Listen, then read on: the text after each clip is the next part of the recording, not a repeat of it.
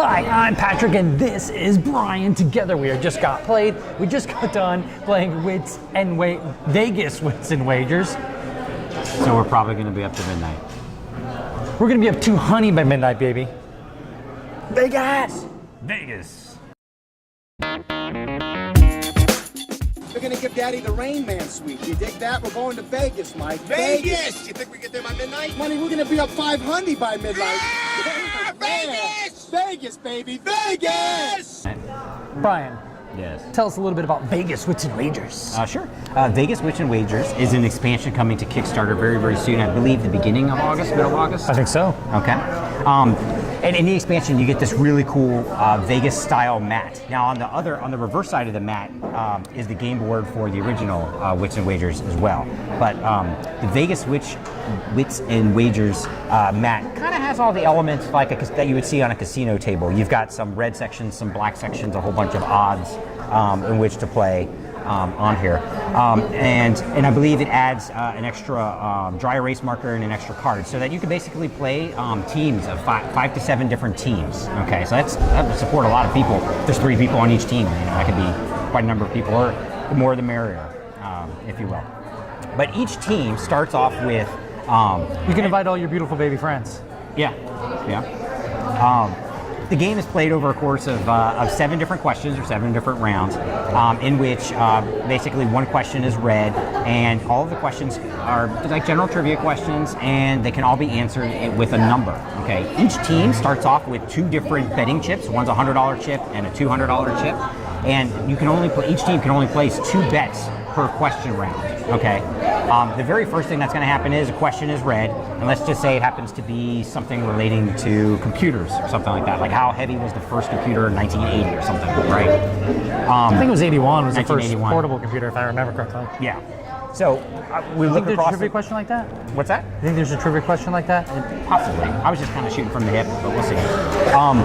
So the very first thing that you're going to place a bet on, or you have the option to, is the 10-to-1 track. You're going to look around and say, who's the biggest computer nerd amongst us, and do I want to place a $100 or a $200 bet on that person, or on who I think might just get the question right. There could also be lucky people who know nothing about computers, but they always get things right. I don't know anyone like that. But that's the very first thing. So you're betting based on personality type with 10-to-1 odds, which is pretty good, okay? Then what we do is each team gets their dry erase board and a marker, and they're gonna say, okay, what do I think the answer is gonna be? They're gonna write their answer, and then they're gonna put their answer face down, and there's a 1-minute timer that's basically used to determine that. As soon as that time is up, or if everyone's put their questions down, then all of the answers are turned face up. Okay. Now let's assume there's only 5 players in this game, so we use these closed markers, which can eliminate some of the extremes. But if you were playing to full 17s, then you'd use the full board there. And this might just go across there to closed for business, but open later. So you flip over all of the answers, and then you arrange them from smallest to largest on the board. So 1, 7, 120, 325, 750, kind of like that. The average is going to fall right in the middle, which happens to have the lowest payout, like 2-to-1, and then the extremes have the highest payout, like 4-to-1 here. Also, there's a marker here on the table that says smaller than the smallest guess, and that's like 6-to-1, so that's still kind of open.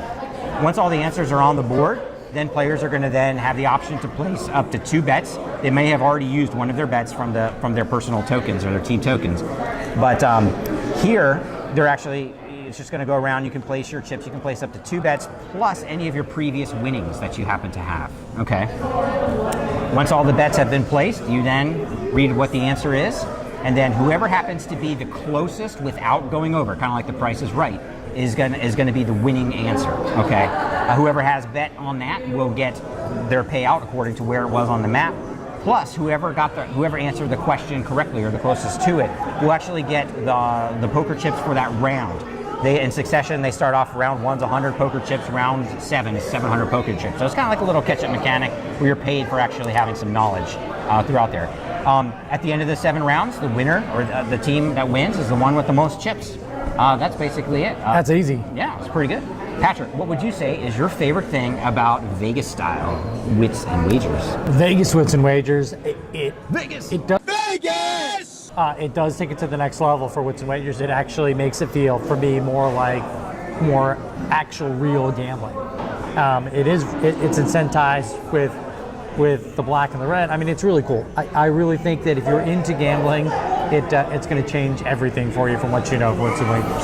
And if you had to pick one thing you like the most, The thing that I like best about Wits and Wagers and the Vegas style is Vegas! the gambling aspect of it, but it's combined with the trivia, so it's more than just trivia. Like if you were just playing Trivial Pursuit or something like that, you're limited based upon your knowledge in terms of like scoring for your team. Okay, you got to have those answers. But with the Vegas style Wits and Wagers, it's not so much you have to have that knowledge, it's you have to be able to work the numbers, but you don't have to be smart, you just have to kind of know who's more likely to be smarter than you and bet on them. So, and these are mostly questions that you're probably not going to know. Like these are pretty far out there questions. So so what would you say is the thing that you like least though about Vegas Wits and Wagers? from what I understand, the Vegas Wits and Wagers Kickstarter that's about to go down doesn't include more cards. And I know there's an option to buy more cards on the website. And I do know that there are stretch goals available, so that as they reach the stretch goals, you're going to get more and more and more cards. I wish it would come up with at least just a few more cards. I think that would be pretty cool. And if there's one thing that you had to pick that you like the least, the thing that I like least is just the dry erase markers in general. After a while, even though it comes with an eraser, I've got big hands, and basically they all end up all smudged with the ink and all that kind of stuff. But that's just, I don't know if that's edible. anything's edible, Brian. Anyway, this is Vegas Wits and Wagers. It's coming to Kickstarter very, very soon. Thank you very much for watching Just Got Played. Vegas! You know what the problem with you is? You're so money and you don't even know it. That's what I keep trying to tell you. So Could you not mess with me right now? Baby, we're not We're messing. not. Don't you are? You're like a big bear with claws and with fangs.